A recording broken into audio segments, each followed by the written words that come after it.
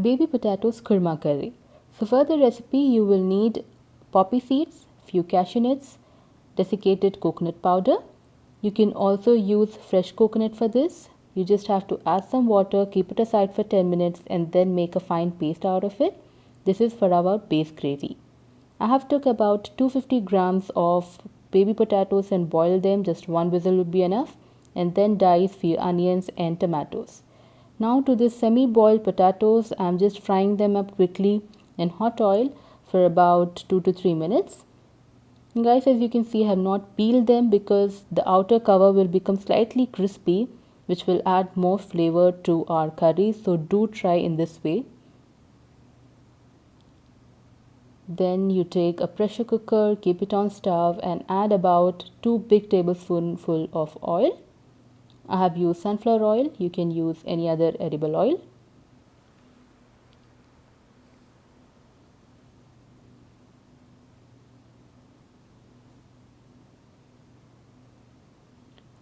Now add cumin seeds followed by mustard seeds. Just slightly fry them and wait for the mustard seeds to pop. Then we'll add about 3 to 4 green chilies to this, which are slit from inside. You can add more green chilies if you want the curry to be more spicy. Now is the time to add curry leaves and 1 full tablespoonful of ginger garlic paste. Nicely fry this and then add finely chopped onions.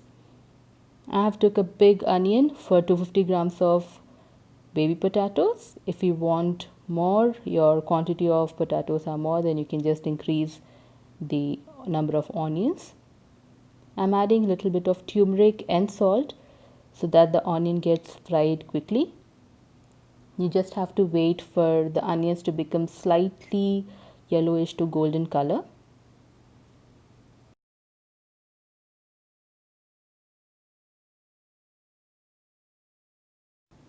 Now to these fried baby potatoes, we'll take a toothpick or a fork and just pierce them like this so that our gravy goes inside and makes these potatoes really tender and soft. And just keep frying this onions till they are slightly brown, and now you have to add finely chopped tomatoes. I have took about 3 medium-sized tomatoes. Again, you can increase the quantity of tomatoes based on the quantity of baby potatoes that you have took. Now nicely fry them until the tomatoes are really tender and soft. Make sure that you do this process on a low to medium flame because the ginger garlic paste might just stick to the bottom of the vessel, which gives a burnt flavor to your curry, which is not good. Now is the time to add our fried potatoes and just give a nice stir.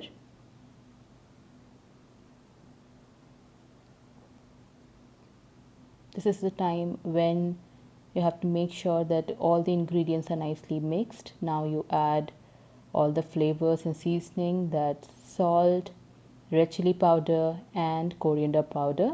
It's completely based on your taste. I'm adding about a generous amount of all of them because these potatoes are slightly sweet, so you have to make sure that the curry is spicy enough so that you can have them with chapati or with rice. Now add the paste that we have made with the poppy seeds, cashew nuts and coconut in the beginning. This is the gravy guys, which gives that kurma texture to it and binds the entire curry really well. So you can see that we have got that creamy texture now.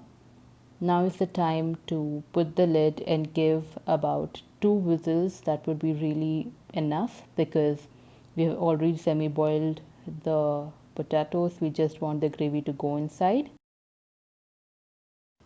Now we are done, and when you open the lid you can see your curry ready. It's a semi-gravy curry guys. If you want it more liquidy you can add more water to it, but I like it this way. Garnishing it finely with some butter and a lemon slice. So here is our baby potato kurma curry ready.